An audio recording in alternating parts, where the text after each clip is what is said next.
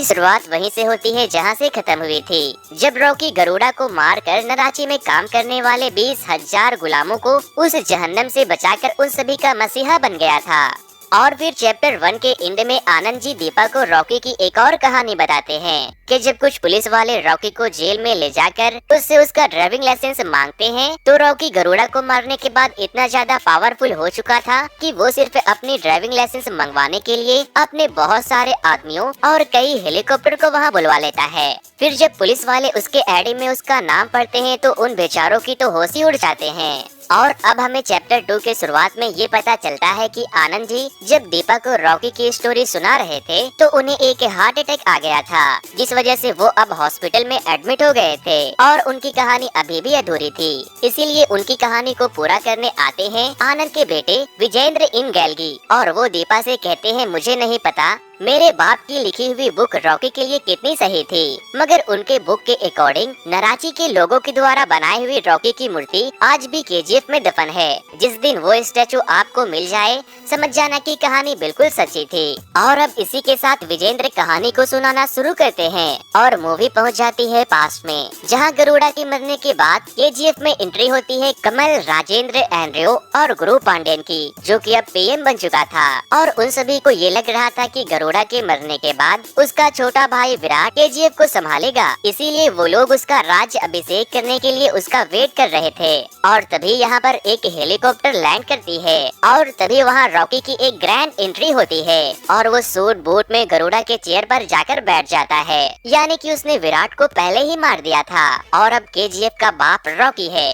और रॉकी अपने साथ साथ रीना को भी उठाकर वहाँ ले आता है क्योंकि वो उसे लाइक करने लगा था। इसीलिए कमल को रॉकी पे बहुत गुस्सा आता है और वो कुछ ज्यादा ही चूचू कर रहा था, तो रॉकी गुस्से में आकर उसे वहीं सबके सामने सुलटा देता है, जिस वजह से वहाँ बैठे सभी लोग चुपचाप बैठ जाते हैं और समझ जाते हैं कि रॉकी केजीएफ में गरुड़ा को मारने नहीं बल्कि केजीएफ को जीतने आया था। लेकिन रॉकी बाकी के पार्टनर्स को नहीं मारता क्योंकि वो जानता था कि अगर उसने सभी को मार दिया तो बिजनेस किसके साथ करेगा। जिस पे राजेंद्र रॉकी से कहता है, गरुड़ा को मारने के लिए हमने एक रॉकी पैदा किया था, इस रॉकी को मारने के लिए एक और रॉकी पैदा नहीं हो सकता क्या? जिस पे अपना रॉक कहता है कि मेरे बाप से नहीं हो सका तो मेरे बाप की कसम किसी से भी नहीं हो सकेगा। It's mean I am one and only one piece. और अब रॉकी के आने के बाद केजीएफ के लोगों की लाइफ भी बदल जाती है। उन्हें रहने के लिए घर और खाने के लिए अच्छे अच्छे खाने और पहनने के लिए ढंग के कपड़े भी मिलना शुरू हो जाते हैं, जिस वजह से वो लोग बाहर की जिंदगी छोड़कर यहीं केजीएफ में रॉकी का हाथ थामकर रहने का ठान लेते हैं। फिर जब रॉकी रीना को अपने हेलीकॉप्टर में बैठाकर अपने महल में लेकर जा रहा होता है तो नीचे से पूरे केजीएफ के लोग बहुत खुश होते हैं और उसे सर उठाकर सलाम ठोकते हैं। अब नेक्स्ट सीन में रॉकी गरुड़ा के खास सिपाही वनराम के पास में जाता है जिसे उसने बांध कर रखा था।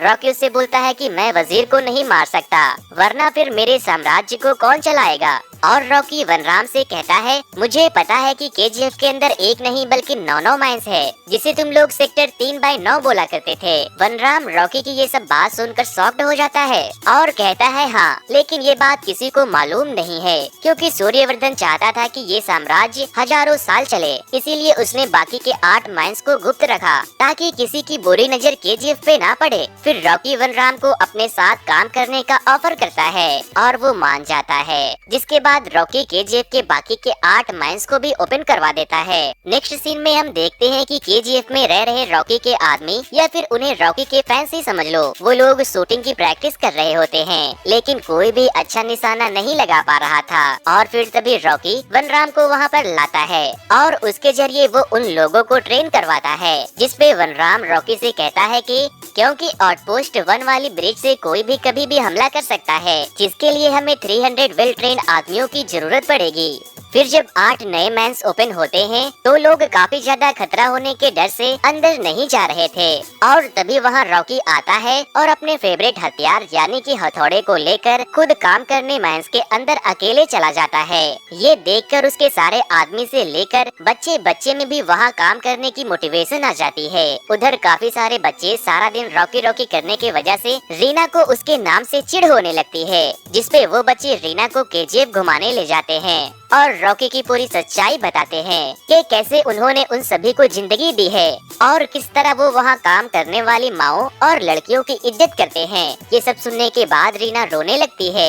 दूसरी तरफ राजेंद्र और एंड्रयू दोनों ही रॉकी की तरक्की से परेशान हो जाते हैं और उसे खत्म करने का प्लान बनाने लगते हैं। वो लोग जानते थे कि ये काम रमिका सेन कर सकती है, क्योंकि वो एक बहुत ही पावरफुल और क्लेवर पॉलिटिशियन है। जिसके बाद अब हमें केजीएफ का सीन दिखाया जाता है, जहाँ पर रॉकी अपने सोने के वेयर हाउस में अपने आदमियों से कह रहा होता है, इतना सोना काफी नहीं है, हमें काम की स्पीड को बढ़ाना होगा। और तभी वहाँ ऊपर रखे हुए सोने के बॉक्स से एक तलवार नीचे गिरती है, जो कि अधीरा की थी, जिसे देखकर वहाँ काम कर रहे सारे मजदूर काफी डर जाते हैं और इधर उधर भागने लगते हैं। गाइस, अधीरा वो नाम है जिसके हिम्मत और तलवार की धार पे सूर्यवर्धन ने ये साम्राज्य बनाई थी।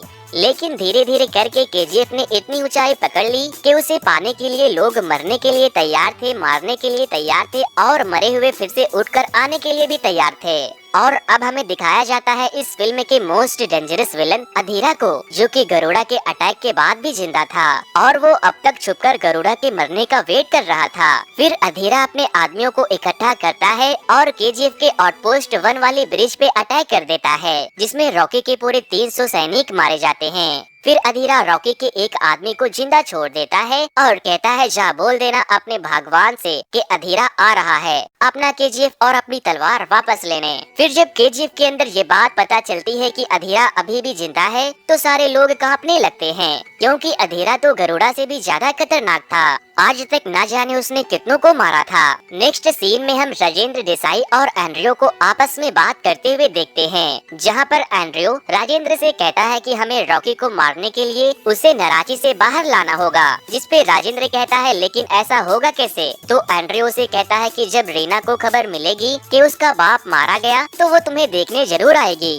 और उसके पीछे पीछे उसे रोकने के लिए रॉकी। और ये कहकर वो राजेंद्र को शूट करके मार देता है। और इसी के साथ हमें ये पता चलता है कि एंड्रयू अब अधीरा से हाथ मिला चुका था। राजेंद्र के मरने की खबर सुनकर रीना फौरन अपनी कार लेकर केजीएफ से बाहर चली जाती है और एंड्रयू के प्लान के मुताबिक रॉकी भी बिना सिक्योरिटी के रीना को रोकने निकल जाता है। फिर रास्ते में अधीरा के लोग रीना को किडनैप कर लेते हैं, लेकिन रॉकी उन सभी को खूब धोता है। बट अधीरा, जो कि पहले से ही रॉकी पे निशाना लगाए खड़ा था, वो उसे अपनी गन से शूट कर देता है, जिस वजह से रॉकी वहीं गिर जाता है। रीना, जो कि कहीं न कहीं रॉकी को पसंद करने लगी थी, वो उसे इस हाल में देखकर रोने लगती है। लेकिन अधीरा रॉकी को जान से मारने के बजाय उसे जाने देता है, क्योंकि उसे पता था कि केजीएफ के लोगों के मन में रॉकी के लिए काफी सारी इज्जत और काफी सारा विश्वास था और वो चाहता था कि ऐसी टूटी फूटी हालत में जब रॉकी वापस जाएगा तो सबका विश्वास टूट जाएगा। और जब यहाँ पर रॉकी घायल हालत में वापस जाता है तो सच में सबका विश्वास उसके ऊपर से खत्म हो जाता है। उन्हें लगता है जब अधीरा रॉकी का ये हाल कर सकता है तो भला हम लोगों को क्या ही बख्शेगा। यहाँ दूसरी तरफ मुंबई में सिट्टी और बाकी सारे वो लोग जो कि रॉकी से नफरत करते थे, वो लोग रॉकी के सपोर्टर को जान से मरवा देते हैं। साथ में अगर कोई भी ट्रक केजीएफ से अंदर बाहर निकलता है तो अधीरा उन सभी लोगों को जान से मारकर वापस भेज देता है। इसी वजह से सभी लोग बहुत ज्यादा डर जाते हैं और अब केजीएफ में सिर्फ 8 दिनों का खाना बचा था। फिर सेठी घायल रॉकी को कॉल करता है और उसे धमकी देने लगता है। ये सुनकर रॉकी को काफी गुस्सा आता है और अब वो अपने मुंह बोले चचा को कॉल करता है, जो कि मुंबई में ही रहते थे, और उनसे एक आखिरी हेल्प मांगता है और अपनी हेलीकॉप्टर बुलवाता है और उसमें काफी सारे पैसों और सोने को लेकर रीना के साथ दुबई चला जाता है।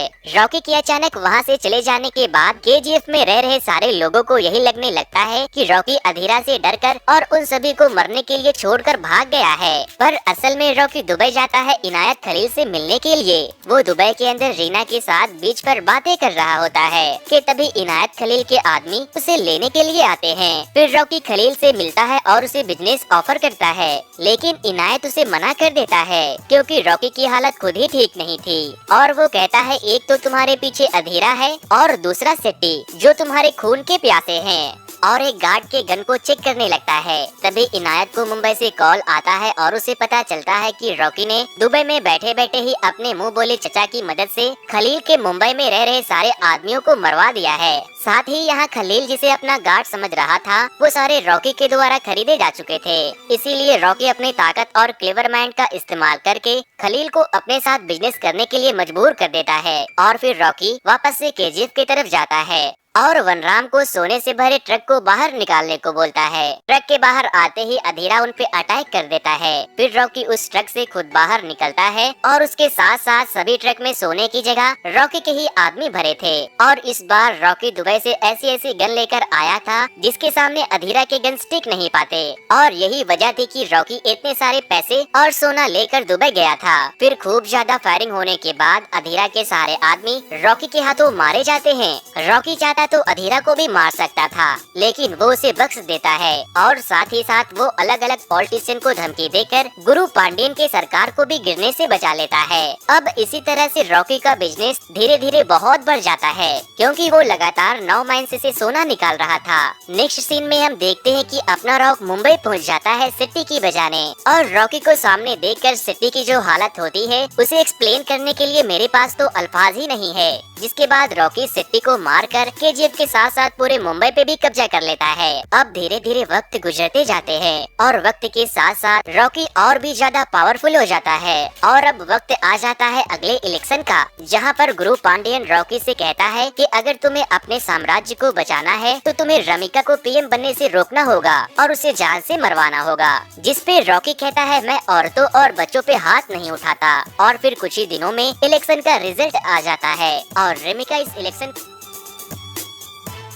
रमिका के पीएम पद की शपथ लेने के बाद उससे मिलने एक सीबीआई ऑफिसर आते हैं जिनका नाम रघुवन था, और वो पिछले 10 सालों से केजीएफ के ऊपर इन्वेस्टिगेशन कर रहे थे। फिर वो अपनी प्रेजेंटेशन के थ्रू रमिका को केजीएफ और रॉकी की पूरी कहानी बताते हैं और कहते हैं उसे पूरी दुनिया में कोई रोक सकता है तो वो आप हो। इधर काफी ज्यादा मेहनत और काफी ज्यादा खून बहाने के बाद रॉकी केजीएफ को बहुत ही ज्यादा मॉडर्न बना देता है, और जो लोग वहाँ पर कीड़े मकोड़े की तरह जी रहे थे रॉकी के आने के बाद उनके पास अच्छे अच्छे घर और काम करने के लिए सेफ्टी प्रिकॉशंस थे। फिर हम केजीएफ के अंदर आनंद को देखते हैं जो कि चैप्टर 1 में स्टोरी सुना रहा था। वो यहाँ पर अभी काफी यंग थे और वो छिप छिप कर केजीएफ की फोटोज ले रहे थे, जिस वजह से वहाँ के गार्ड्स उसे पकड़कर रॉकी के पास ले जाते हैं। यहाँ पर रॉकी उसकी ईमानदारी और बहादुरी को देखकर इम्प्रेस हो जाता है और वो उससे कहता है कि तुम जो कुछ भी मेरे बारे में लिखना बिल्कुल सच सच लिखना। फिर हर साल की तरह इस साल भी काली माँ की पूजा पर रॉकी रीना से शादी कर लेता है और उसे केजीएफ की रानी बना देता है।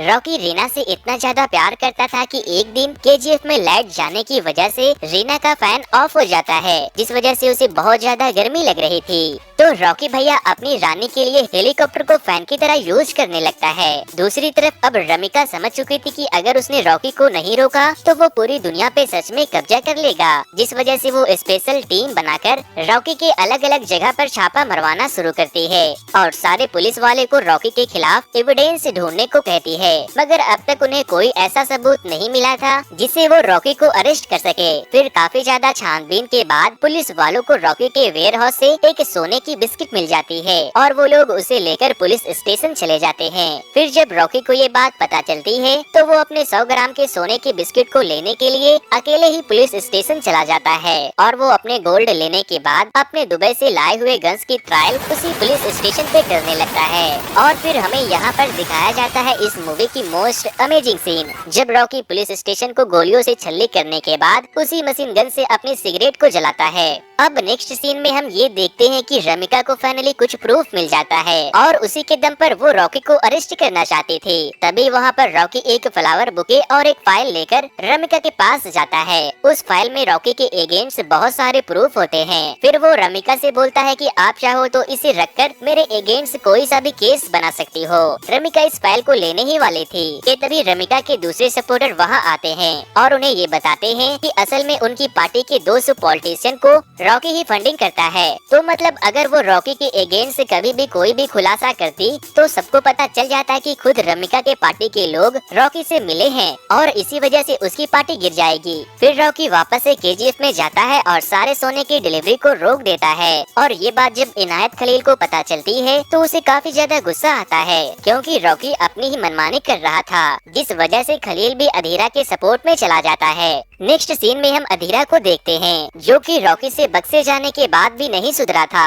वो एंड्रयू की मदद से केजीएफ के मैन नंबर 3 से अंदर इंटर कर रहा होता है। इधर जब रीना को ये बात पता चलती है कि वो प्रेग्नेंट है तो वो केजीएफ में ये बात रॉकी को बताने जाती है। रॉकी इस न्यूज को सुनकर खुश हो पाता कि उससे पहले अधीरा अपने आदमियों के साथ केजीएफ पर अटैक कर देता है और इसी बीच रीना मारी जाती है। रीना के डेथ होने की वजह से रॉकी को बहुत ही बड़ा झटका लगता है और फिर अब रॉकी और अधीरा के बीच में फाइनल फाइट शुरू हो जाती है जो कि बहुत ही लंबी और बहुत ही अमेजिंग होती है। और फिर इस फाइट के एंड में रॉकी अपने फेवरेट हथियार हथौड़े को लेकर अधीरा की बहुत पिटाई करता है, जिसके बाद वो अधीरा के गर्दन को तोड़ देता है और उसे जान से मार देता है। इस फाइट के बाद जब रॉकी को पता चलता है कि अधीरा को मैन के बारे में इंफॉर्मेशन बाहर से मिली है तो वो फौरन अपने लोगों को लेकर सीधे पहुंच जाता है पार्लियामेंट में, जहां रमिका स्पीच दे रही होती है और कहती है चाहे मुझे इस्तीफा ही क्यों ना देना पड़े मगर मैं रॉकी के अगेंस्ट डेथ वारंट निकाल कर रहूंगी। और तभी वहां पर एंट्री होती है रॉकी की जो कि खून से रंगा पड़ा था।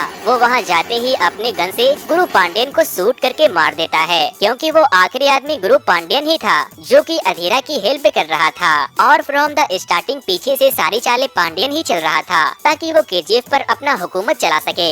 नेक्स्ट सीन में हम देखते हैं कि रमिका रॉकी के खिलाफ डेथ वारंट साइन कर रही होती है क्योंकि रॉकी ने सबके सामने एक पॉलिटिशियन को मारा था जो कि काफी था रॉकी को मारने के लिए। इसीलिए रॉकी को मारने के लिए केजीएफ में बहुत बड़ी फोर्स आती है जो वहां रहने वाले सभी लोगों को बाहर निकाल देते हैं ताकि वो रॉकी को आसानी से ढूंढ कर मार सके। लेकिन अंदर जाने के बाद उन्हें पता चलता है कि रॉकी अपने महल में है ही नहीं। नेक्स्ट सीन में हमें रॉकी एक शिप पर दिखाई देता है और उस शिप में अभी तक का सारा सोना रखा होता है और इसी के साथ रॉकी अपने माँ से किया हुआ वादा पूरा करता है। लेकिन रॉकी अपनी माँ के साथ साथ रीना को भी खो देने के बाद काफी दुखी था, जिस वजह से वो इस जिंदगी से तंग आ चुका था। इसीलिए वो अब मरना चाहता था और फिर वो अपनी लोकेशन रमिका को बता देता है और रमिका के फोर्स आकर रॉकी के शिप पर अटैक कर देते हैं, जिस वजह से सोने से भरी शिप के साथ साथ रॉकी भी समुद्र के गहराइयों में समा जाता है। मूवी के एंड में हम देखते हैं कि केजीएफ में खुदाई के दौरान 24 न्यूज चैनल की मेन जर्नलिस्ट दीपा को रॉकी की स्टैचू मिल ही जाती है, जिसे केजीएफ के लोगों ने उसे अपना भगवान मानकर बनाया था,